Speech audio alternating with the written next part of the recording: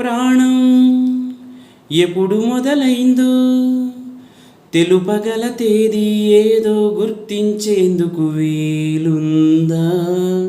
ప్రణయం ఎవరి హృదయంలో ఎప్పుడు ఉదయిస్తుందో గమనించే సమయం ఉంటుందా? ప్రేమంటే ఏమంటే చెప్పేసే మాటుంటే ఆ మాటకి తెలిసేనా ప్రేమంటే?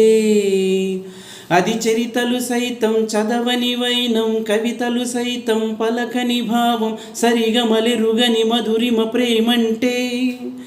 దరిదాటి ఉరకలు వేసే ఏ నదికైనా తెలిసిందా తనలో ఈ వరవడి పెంచిన తొలి చినుకేదంటే?